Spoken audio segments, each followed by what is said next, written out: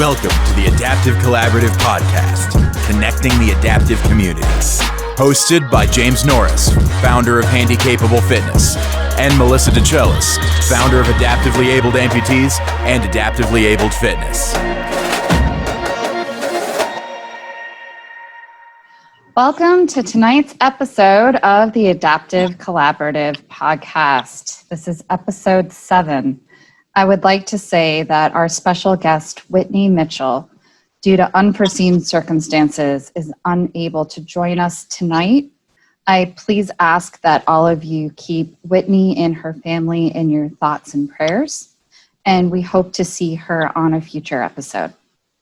So, changing direction, we decided to get a little creative tonight, and we're introducing the Meet Your Co-Host podcast series. So tonight I will be interviewing the one, the only, Mr. James Norris, co-host of Adaptive Collaborative Podcast, founder of Handicapable Fitness, Para Spartan racer, adaptive athlete, and just all around badass.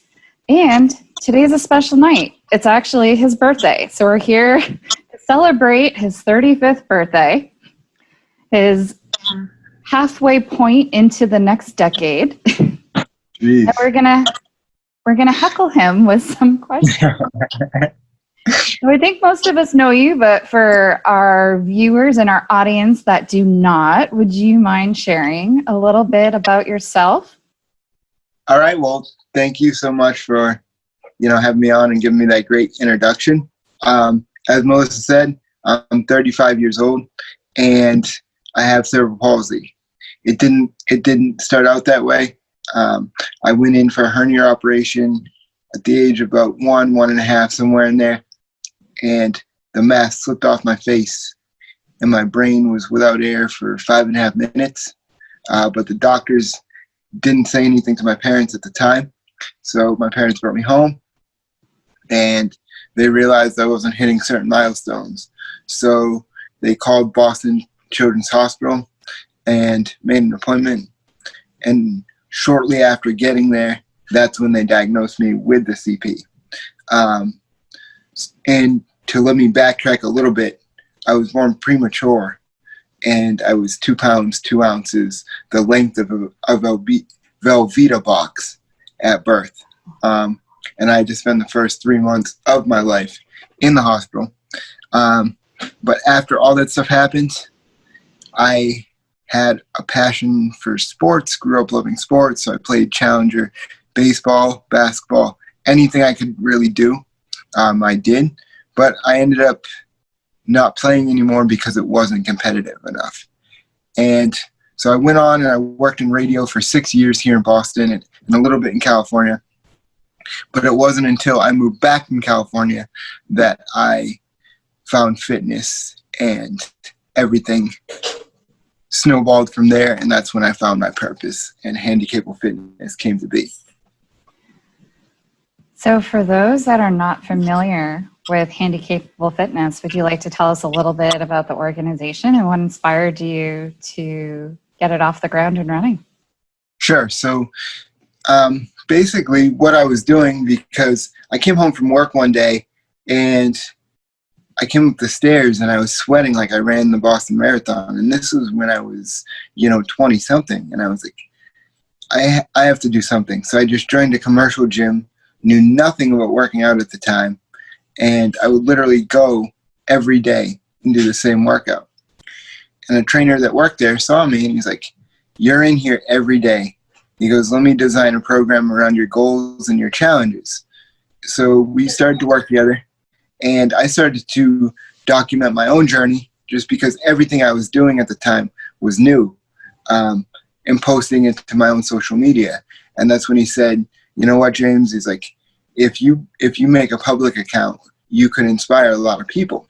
So that's what I did, and I started posting my own journey. But shortly thereafter, I thought to myself, well, if I'm doing this, there has to be other people in similar situations doing similar things. So that's when I started to highlight other people. And then I said, you know what, let me take this up a notch and turn it into a nonprofit. and we are very, very close to turning it into a nonprofit. And the goal of the nonprofit is going to be to help people get fit, get active, and help them to realize that they can live a fit and active lifestyle regardless of whatever their said challenge may be. And we want to help people pay for equipment, admission fees, give them scholarships to work with personal trainers, anything that's going to get them up, get them active, and get them moving. So I've known you for a little bit, James, and I've only known you a little ways into your own fitness journey. What motivated you to actually take the plunge into adaptive fitness and into fitness and wellness in general?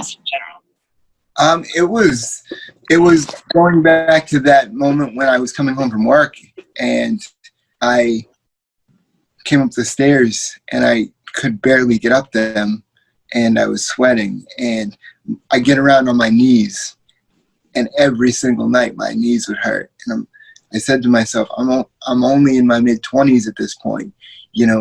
I have a long life ahead of me. I have to do something. But never in a million years did I think that it would take on this aspect of my life, play such a big role. So I myself was a little hesitant re-entering the fitness world after being inactive and going through my own recovery. I know that there are a lot of other people out there that are listening that may be a little intimidated. So what advice can you offer to them to kind of motivate them to get started? You know what? Just start. I don't even care, if you have to lift 10-pound dumbbells, whatever you do for you, whatever physical activity you enjoy, go out and do it. Because, I realize that we think us being in the gym that all eyes are on us. But you know what? 95% of people aren't even really watching or paying attention. So you have to remember why you're in there, and you're in there to improve yourself and to become the best version of you. So don't let anybody else's thoughts or opinions of you scare you away from doing whatever it is you want to do, whether it's fitness, whether it's art, whether it's music. I don't care. People are always going to have something to say, but you just have to start and just go with it, and you never know what will happen. Such inspiring words. Now, I'm sure that there will be some parents of a child with a physical disability or with cerebral palsy in particular that may be listening. What advice do you have for parents? Ooh, that's a good question. My advice would be is to love your child first and foremost, but with that love, don't coddle and baby them. Let them experience failure. Let them experience, heartbreak, and be there for their good times. Be there for all the times. But you know what? If you coddle them, they're gonna grow up like that, and you won't. This world is a harsh place, as we all know, and I think the more we get them acclimated to how it truly is, the better. I mean, you want to be there to advocate for them, to be their biggest fan, but also encourage them to go after their dreams and be open and honest and say, you know what? So sometimes you might fail, but the path to success isn't always A to B. Sometimes it's A to B to C, back to A to D to Z, and it just keeps going. There's no true path to success, so experience it. And be your child's advocate. Be on the internet. Ask questions to doctors. Challenge them.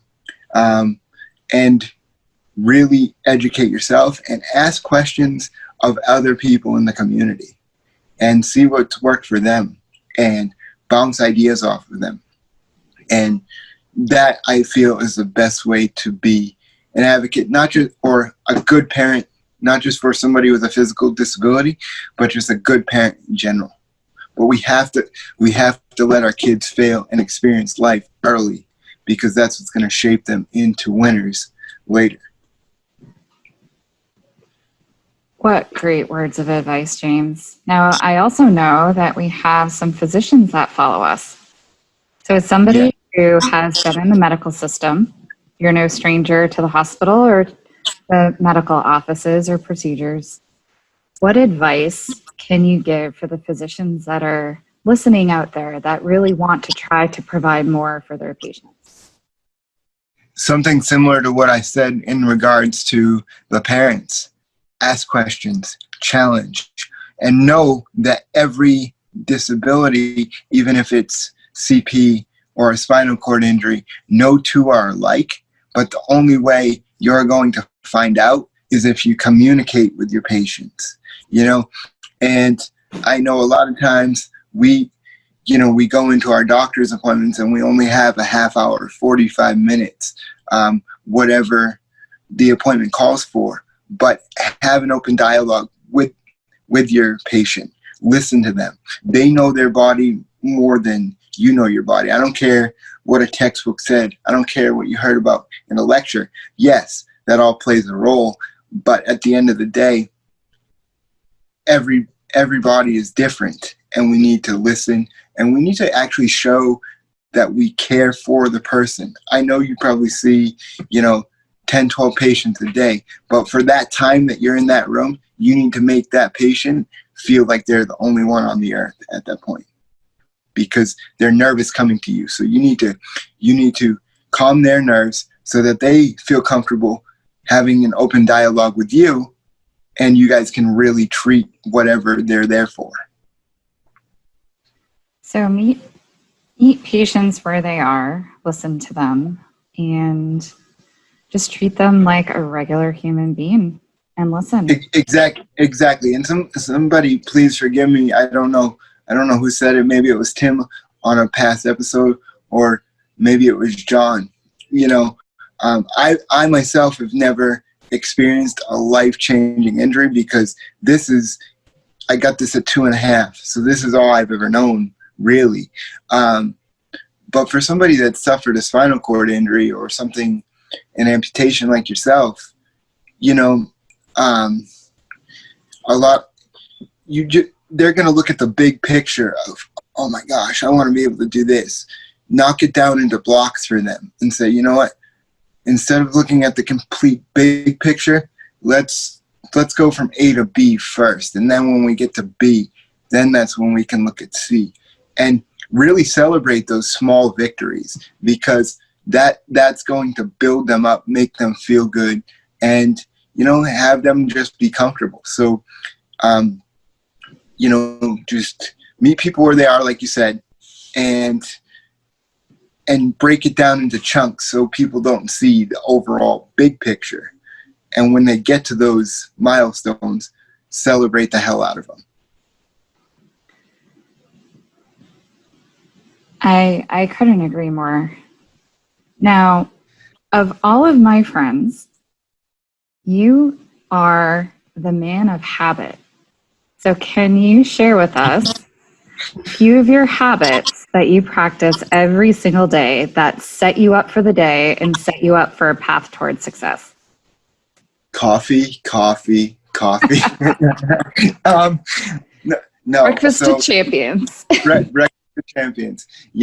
So for me, I wake up at 5 o'clock in the morning. I go and I get a coffee. But then I sit outside and I pray and I meditate, and I write down my goals for whatever the day is, and that way I have a plan of what it is I need to do that day, and then just check it off as I go. But then at the end of the day, what I try to do is I try to think of three things each day that I'm grateful for. I mean, it can be as simple as, some days it's as simple as taking a shower, hey, I have running water and clean clothes. It doesn't have to be, I set a new PR at the gym. Those are always nice, and I hope there's a lot more of those to come. But you have to take gratitude in the small things as well, because those small things lead to big things. So that's just a couple of the things that I do. I could go on for hours about the other things, but. So you start your day, you have your coffee, you have your list of things that you'd like to accomplish for the day, and then catastrophe 1 happens, and then catastrophe number 2 happens, and you get rerouted. So how do you collect your thoughts, move through those obstacles, and still be able to accomplish 1 or 2 of the things on your list for the day? Now, this is a newfound skill that I've just acquired over the past couple of weeks, or even a month now, 2 months, and that's going to yoga and doing breathing exercises that Lloyd has taught in his practice. And I noticed that that really helps me. And you know what? When I do get rerouted, I just sit down, take a deep breath, and just be like, okay, if I sit here and I'm flustered and I get aggravated, what I'm wasting energy in a way that's not going to get me to where I have to go. So let me pause, let me take a break and collect my thoughts and keep going. So you are not one to avoid a challenge. And my interns that I used to interview for any of my previous jobs used to hate this interview question, but it is one of my favorites. To date, what has been your biggest challenge thus far? What did you learn from it? And how did it help to set you up for success in the future? There is so many. But I would probably have to say my biggest one and one of my proudest moments in life is doing the first ever Para Spartan race in Laughlin, Nevada. Because I was contacted 2 weeks before, and they said, hey, you know what, we're doing this Para Spartan race, and we want to know if you want to be a part of it. And of course, I'm like, yes, absolutely, 110%. Let's go. And I say it in a little bit more colorful way, but because there's people here, we don't need to say that, but everybody knows. But and then I YouTubed it, and I'm like, oh my God, what did I get myself into? But going out there and doing it, and a funny story is, I didn't realize when I went out there that they were looking for 2 elite para-athletes, so Paralympians. So the people who went with me was me with cerebral palsy and probably a 350-pound guy with a spinal cord injury. And, they were saying, you can't go out. You can't, no, you can't. And I'm thinking, well, why would you pay for us to come out this far, and then you're not going to let us do the race? This is bogus. So finally at the end, I was like, we were the last team out, and the race director, Erica Walker, who is like one of my best friends in the world now, she looked at me and she goes, you're not going out. Now I've never met this woman, never seen her really, but for me, I thought she was saying that because I didn't know any of the backstory about the Paralympians. I thought she was doubting me for my CP, and that to me is a big mistake, because if you want to really motivate me, doubt me. So I went and I jumped over the wall before she could stop me. And one thing led to another. And it was 3.5 miles, 21 different obstacles. And the cool part about that was that we were just doing it as a team of, I think there was 5 of us to start. But then there was people that were just doing the race for themselves, and they were seeing us out there doing it. And by the time we crossed the finish line, we probably had 15 to 20 people on our team that crossed the finish line with us. And the coolest part about that race is that I got to meet Trandon. He's one of my biggest motivators, one of my biggest supporters, and has really changed my life. And from the point of me meeting him, I knew that this is what I was supposed to be doing in life. So what was that moment like, crossing that finish line? I remember that epic photo, and I'm like, that is so cool and so badass. I eventually want to do a Para Spartan, and we're eventually going to have to do one together. Yes. But could you sum up what that moment felt like? Did you just want to bottle it up and experience it every day? Hands down, and it's crazy to me, because for those of you who don't know, or who's listening to this episode later, I used a Grit Freedom chair, which is basically a wheelchair made out of mountain bike parts that you pump with your arms. But I had started previously, while being back here in Boston, I had started working out at Mike Bowles Strength Conditioning, and we started working on my walking. So I said to my team and the people I was with, I said, you know what? When we get close to that finish line, I want to hold on to you, and I'm going to walk across the finish line. Because to me, it meant something to me, but it meant something to me because that was my way of saying thank you to the people that helped make that moment possible. So that was an extremely motivating and heartfelt moment. So you had a really close relationship with one of your Boyles trainers. And it's not always easy for an adaptive athlete to be able to find a relationship like that, and to be able to find a trainer or a program that they trust and they believe in and they feel comfortable with, but that also has the knowledge. So what advice could you tell any of the adaptive athletes that may be listening, or even trainers, on things that they should be doing to be able to promote and include and be able to train people with physical disabilities?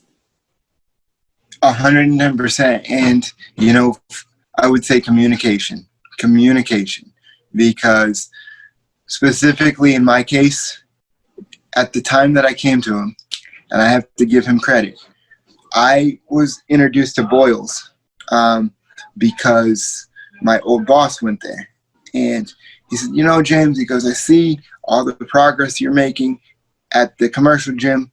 He goes, but I go to this place, Mike Bowles Strength Conditioning in Woburn. I think you should come. And I looked it up and I saw they have professional athletes. And I'm like, hello. I mean, I consider myself a professional athlete in my dreams, but let's be real, I'm not. But my old boss talked to him, and he was like, you know what, I have a buddy that would love to come in and work with you. But he didn't tell him that I had cerebral palsy. So I literally showed up to the gym in my wheelchair, rolled across the floor, and the first time I met him, we just started having a conversation, and he was like, you know what, come in on Tuesday. And to this day, he's one of my best friends. And why he's one of my best friends is because this was something new for him. So he was literally taking stuff and throwing it against the wall and seeing if it would stick. And eventually we created so much trust with each other that I would come to him and be like, you know what, I see how we're doing this exercise. Can we try it this way? And he trusted me enough to say, you know what, yeah, let's give that a shot. That's actually a good idea. And it comes down to communication. And don't be afraid to speak up to your trainer. Don't be afraid to speak up to your client, because let me tell you something.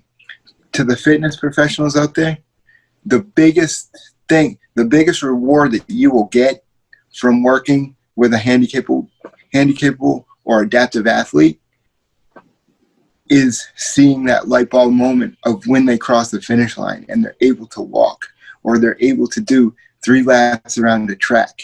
That is your reward right there, because you know what?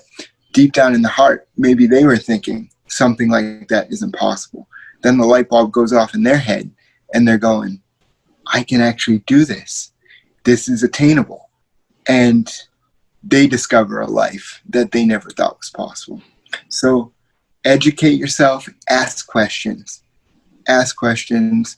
be willing to listen, and I guarantee you it'll be the best experience for both people. And it's just like any other relationship. You're going to argue, you're going to fight, you're going to have disagreements. But at the end of the day, you have to realize why you're coming together. And not everybody is for everybody. That's fine. But find the person that works well with you and go with it.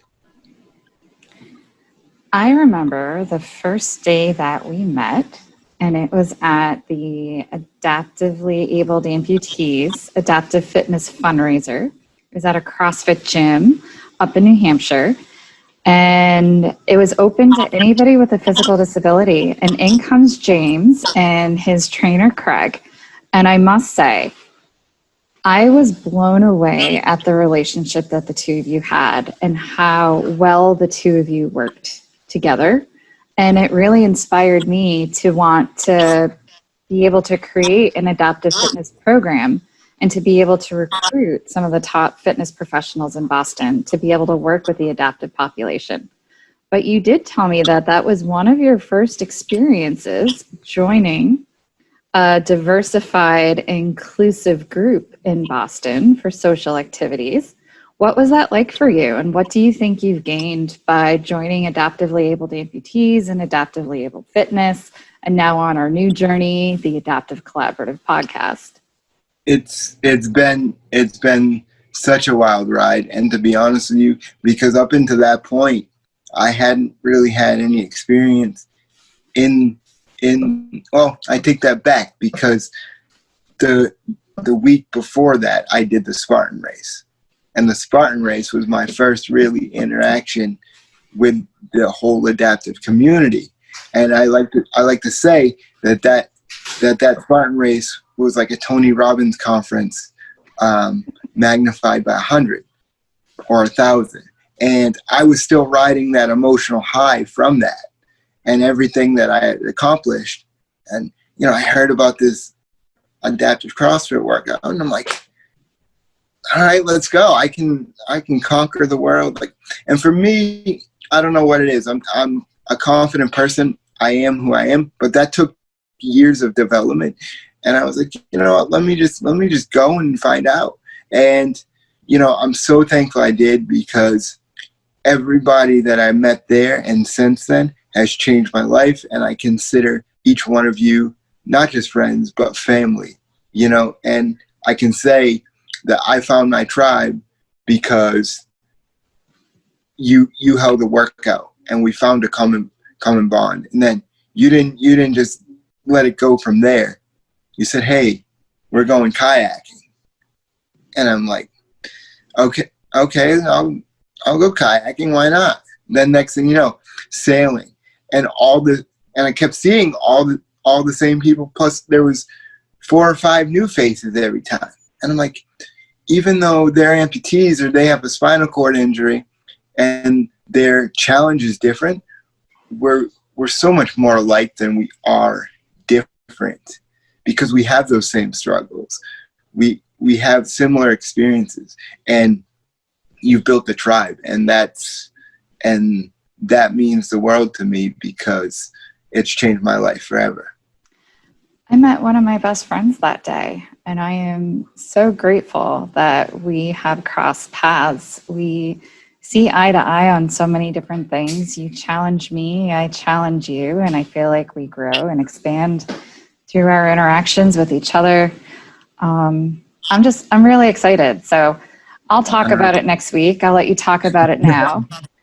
What was the motivating factor to kind of come together and create the Adaptive Collaborative podcast? And how has your previous experience working in the radio business helped with this transition? It's very interesting because I've met a lot of people in the adaptive world, and it's not everybody. There's a ton of good people, as I just said.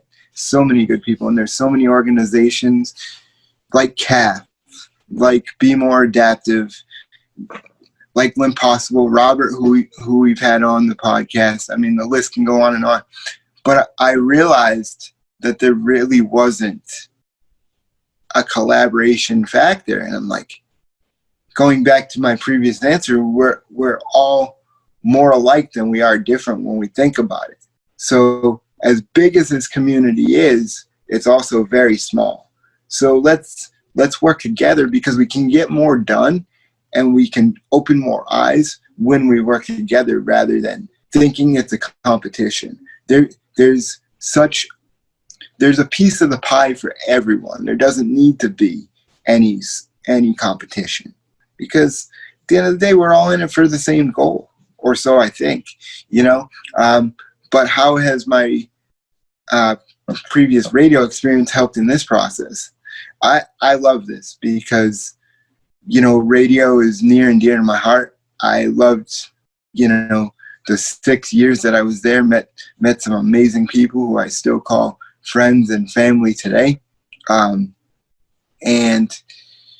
this is me. This is like my Disneyland, because I get to have fun. Not that I don't have fun doing what I'm doing now, because I wouldn't change it for the world, but I get to put on that different hat, and I'm like, yes, let's go. So yeah, that's how it's changed me, and I think I answered your question. You more than answered my question. You always do.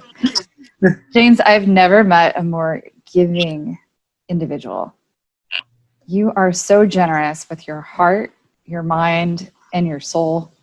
You would give the shirt off your back, and you would do anything for a friend. What can you say to others that are looking to volunteer or to become a peer mentor for somebody with a disability, or in any community that they may be a part of? Like, I feel as a peer visitor for amputees, I get much more out of being able to share my journey and give to others. How do you feel about that? And is it the same for you? You took the answer. But just go out there and do, because especially now in these COVID times, there's 40 million people out of work. We're stuck in our houses. Cases are going wild. There's so many different avenues and stresses.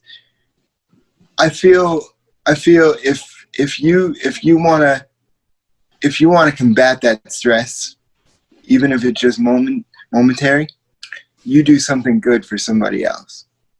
It releases endorphins, and you know what? You don't have to tell anybody about it. Just go out, do it, and it can be the simplest thing as saying, "Hey, Melissa, I know you just got your hair done. It looks like you just got your hair done. It looks fantastic." Or buying somebody a cup of coffee. See, look at that. That's great lighting, by the way. Thank you. It's my good side. Oh, please, come on. Really? But no, just do something kind for somebody, and it doesn't always have to be a monetary thing, because at the end of the day, we don't know what people are going through, especially nowadays. So just a kind word or a kind gesture can really get people on the right track. And as far as being a peer visitor, do it. Share your experiences, because you know what? You're going to open up the doors for somebody else. I mean, Melissa, look at you. You're an adaptive CrossFit athlete. You I mean, you qualified for the games next year. I mean, for somebody that's fresh off an injury, or look at Robert from Impossible. I mean, how can a new amputee not look at the both of you and be inspired and be like, holy crap, I can do that. You know, that's why you do what you do. And then the cool part is you're at an event a year or two down the road, and you see that person, you know, playing stand-up amputee basketball or doing CrossFit, and all of a sudden they have a passion for it. And it's like, you know in your heart that you helped create something like that. And that's what it's all about.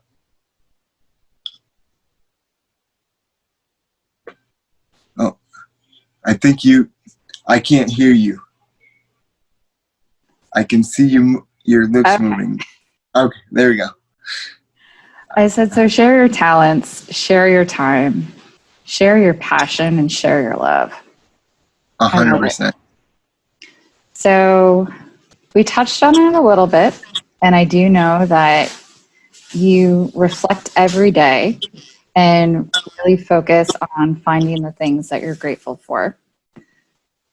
And one of the mottos at Adaptively Abled Amputees and the Adaptive Collaborative are gratitude, grit, and grace. Those are my personal motto. I feel like we both embody all of those different ideals. What does it mean to live a life of gratitude, grit, and grace? Oh, man. I was thinking about this question earlier because I knew it was coming. You knew it was coming. I mean, I have to interject and say that James, for my 40th birthday, big 4-0, gave me one of the most incredible gifts. And it was an engraved, painted sign that said gratitude, grit, and grace. And I look at it every morning now, and it reminds me about my story, my path, and why I do what I do, and what keeps me going every day. So what does it do for you? I know what it does for me, and you got me like a little teary-eyed and emotional. Stop it. No, so gratitude. I mean, yes, I have cerebral palsy. Yes, there's things I wish I could do in life, or I wish Handicapable Fitness was further along in the journey of what it is. But instead of looking at the things that I wish could be different, let me say thank you for all the progress and the people and everything that I've been given. And it's that gratitude, and then grace. Not every day is gonna be your best. You're not gonna hit PR. You're not gonna feel your best. You're not always gonna bring 100% energy. But the thing is you have to allow yourself the grace to say, you know what, it's today isn't my best day, but tomorrow is a new day. And then grit. You just got to wake up in the morning, put your feet on the floor, and just go. Just go, because there's going to be days where you're not feeling like it, but you have to realize that if you wake up in the morning, that means that your purpose in life is not fulfilled. It means there's work to still be done. And you know what? If you have a dream, you're the one that's going to achieve that dream. But it's only going to come from hard work. And think about the people that have helped you get to the point to where you're at in your journey. And think about, as you're doing whatever you're passionate about, you're paying them back for helping you get to that point. And you know what? Just take pride in who you are, because each one of us has a story. We have a purpose here on this earth, and no two stories they're alike, but they're not the same. And you have a gift that only you can give to this world. So own it. Love it. So I do want to bring a little comedy into our podcast. And I would like to circle back to some of our conversations and some of the times that you had me laughing so hard I think I was crying about some of the creative ways that you found ways to keep active and healthy during COVID, and some of those drive-by things that you may have done in order to get your morning. Oh, okay. Okay, I wasn't sure where you're going. I'm like, oh, geez, there's a lot of stories. There's a lot of stories. Yeah, and some of them aren't for the podcast, but I know what stories you're talking about now. So, I am a sense of humor with me is above all the number one thing. I mean, I love to make an idiot out of myself, to make other people laugh. So while I was cooped up in the house, I said, I'm going to do a Richard Simmons dance video. So I went, so I went to YouTube. No shorts. No, don't worry. The shorts aren't coming out. No. I wouldn't subject the world to that. The video was enough. But you know, I said, you know what? Everything is so high strung right now. Let's give people a reason to laugh. And so I decided to do a Richard Simmons dance video, and then people liked it, and they actually were calling for more. And I did the Carlton dance, and then for coffee, you couldn't go into a building, so I said, well, I need my coffee, so we're gonna have to take the wheelchair through the drive-through. And I would roll up, get my coffee, and just keep going like I was a normal car. Nobody said anything. I'm sure there's a lot of pictures taken of me. But you do what you got to do to get your coffee. I love it. You had me in stitches that morning. Thank you. Happy birthday to you. Happy birthday to you. Come on, Brandon. Happy birthday, dear James. Happy birthday to you. Thank you. Oh, thank you.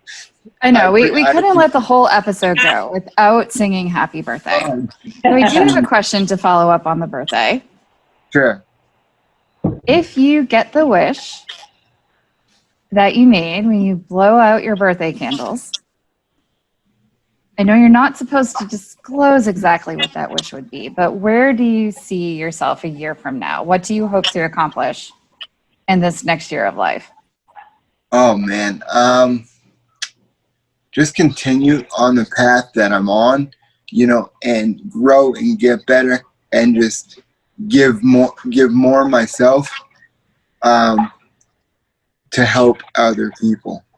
There's always things that I can do to improve, but I realize too that I can only do that if I take time for myself and become the best version of me that I can become.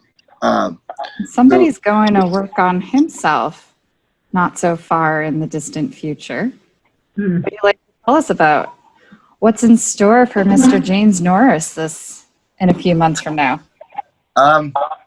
Hopefully, if COVID would be nice and just go away, I plan to go down to the Adaptive Training Foundation, where you went, and I seen the transformation that it's created in you, Vanessa and Derek, and countless other athletes. And it's something that I'm really looking forward to, because it's the success in the gym and lifting the weights and, you know, doing whatever else I'm doing is going to be great. But to me, all that stuff is the icing on top of the cake. What I'm really looking to do down there is to become that better version of myself, to be pushed mentally, and almost to the breaking point, to be honest with you, because I understand that in order for me to become this person that I want to become and give how I want to give and do the things I want to do, that's what needs to happen. And I'm really, really excited about doing that. They challenge you to get vulnerable down there. So what does getting vulnerable mean to you? And why is it important? Put yourself in uncomfortable situations on purpose. Because you know what? One of my biggest motivators, David Goggins, and one of my biggest inspirations calls it living in the suck. So you want to put yourself in those hard situations, because what do you really accomplish if everything's a cakewalk? The answer is nothing. But if you're living in that suck and you're in that hard situation, remind yourself of all the other times that you've been in similar situations, but you've overcome them. He calls that the cookie jar. And just know that once you come out of this, you're going to be better in some way. It may not be exactly how you planned it. To be honest with you, it's probably not going to be how you planned it. But it's going to be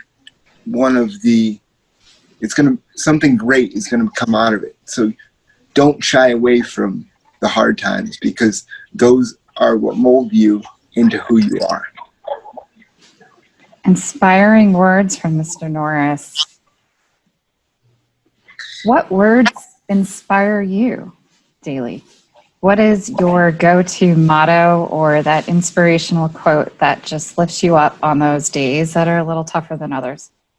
Oh man, that is really, I can't say what, because there's a swear in there, but let's freaking go. Bleep it. Let's freaking go. Okay. It sounds, easy, but you know what? You can sit there and be in a pity party, or you can sit there and go after your goals. The choice is up to you. So I choose to wake up every morning and be like, let's freaking go. I had to stop myself there for a second. But that's the biggest thing. And like I said before, my faith has played a huge part into who I am today. Because I wouldn't be the person I am today without that. Hands down. Just look at it this way. I don't care what anybody believes, but I'm assuming people believe in a higher power, but my parents were told that they better go say goodbye to me because they thought I was going to die. And here I am 35 years later. Tell me there's not a purpose there, and I haven't fully found it yet, but that's what it is. So and I'm a quote junkie, if you can't tell from Handi Capable Fitness. I do. So that's why I'm asking you, what's your favorite? Oh man, what is my favorite? Dream big, never quit, I would say. Shoot for the stars, because I really like something that John said last week, and I'm going to paraphrase here a little bit. And if you missed it, why weren't you guys watching? Come on. Episode 6. But he had talked about having an easy goal, having a medium-sized goal, and then having a goal that you shoot for the stars with. And I love that. So it's just waking up every day and just living in gratitude and thankfulness, I would say. There's no particular quote besides let's freaking go. But But yeah, it's just kind of what speaks to me on said day. James, this has been absolutely amazing. It feels like we're just sharing a cup of coffee and just asking questions between friends. I have grown so much as an individual. Having you as a dear friend and a mentor and a cheerleader and a supporter and a new member of my family in my life. So I want to thank you for all that you do and all that you do for the community. And at this point, I'm going to open it up for anybody who may want to ask Mr. Norris a question. Come on, people, bring them on. I know you got some. I know Trandon's got a question. Don't be shy. I have something to say. Well, guess what, James? What, buddy? Because we don't have smell of it, if we get this food and smell it good. I couldn't understand you because I think the audio is kind of. Jordan, what did he say? I said the food is smelling pretty good. Oh, too bad we didn't have smell-o-vision. I know. I'm jealous. Come on, Well, Jordan. Yeah, you can eat them for me. Was he a good helper? Yeah? Awesome. Sit Awesome. down. Nice job, buddy. I was doing my best. hopefully it tastes good. That's all you can do. Yeah. Do your best and don't give anybody food poisoning. That's a good one. Anybody else have any questions? Judy, I know you have questions. You ask me Judy questions always all the- has questions. Don't be shy, Judy. I'm sorry, I have my mouth full. I Oh. don't have any questions, but I'd like to say, just keep on being James. You light up my life. I am so proud to call you my friend. I look forward to seeing or hearing your voice every day, and I can't tell you how much I enjoy all of the James that I know. You're Well, thank you, Judy. And honestly, it's a reflection of you guys. You know, I just try to. You guys lead by example, and I just try to be a mirror and give what you guys give to me back. So thank you. in ditto to us, because I thoroughly enjoy having you in my life every day. Thank you, Judy, and I feel the same way. I can say I know Dolly Parton now. Yeah. The younger version. Exactly. Younger, prettier version. Yes. Thank you for bailing me out there, Melissa. I appreciate it. Aw. Yeah, all of our lives have been touched having you in it, and I think we've grown as individuals as a result of knowing you. So keep doing what you're doing. I celebrate all that you're striving for. I am so excited for where the Adaptive Collaborative podcast is headed. But for those that don't know you as well as we do, how can people best connect with you?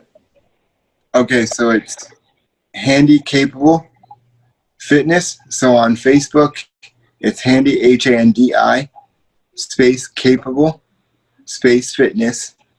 That's on YouTube and Facebook.